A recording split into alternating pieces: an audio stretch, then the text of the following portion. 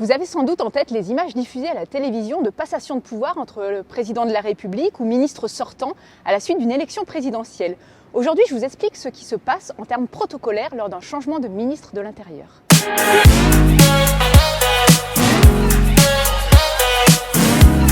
Après une élection présidentielle, c'est le Conseil constitutionnel qui proclame les résultats officiels du second tour. Il dispose pour cela de 10 jours, mais dans les faits, le Conseil constitutionnel s'en acquitte bien souvent dans les 4 jours suivant le scrutin. Si le président de la République est reconduit dans ses fonctions, la cérémonie d'investiture est réduite au minimum et c'est le Conseil constitutionnel, encore lui, qui fixe la date d'entrée en fonction. L'article 8 de la Constitution indique que le président de la République met fin aux fonctions du Premier ministre sur présentation par celui-ci de la démission du gouvernement. Avec cette démission, la fonction des autres membres du gouvernement cesse également. Bien entendu, les ministres conservent leurs responsabilités pendant quelque temps. Ils sont alors chargés de gérer le quotidien et les affaires courantes, comme on dit, avant la nomination de la nouvelle équipe.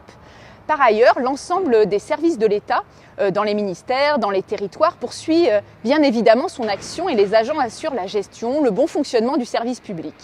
Le président de la République peut naturellement choisir de reconduire les mêmes personnalités. Si un nouveau ministre de l'Intérieur est nommé, une cérémonie est traditionnellement organisée dans la cour Beauvau, celle-ci où je me trouve aujourd'hui.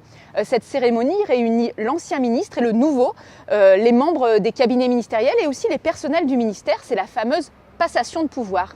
Il n'y a pas vraiment de règles protocolaires strictes pour cette cérémonie, pourtant si spécifique. C'est souvent un moment symbolique, empreint d'émotion et précédé d'un entretien entre le ministre de l'Intérieur sortant et son successeur, l'occasion de faire le point sur les dossiers, mais aussi d'incarner la continuité de l'État et pour le ministre qui s'en va, de remercier les agents du ministère et son équipe.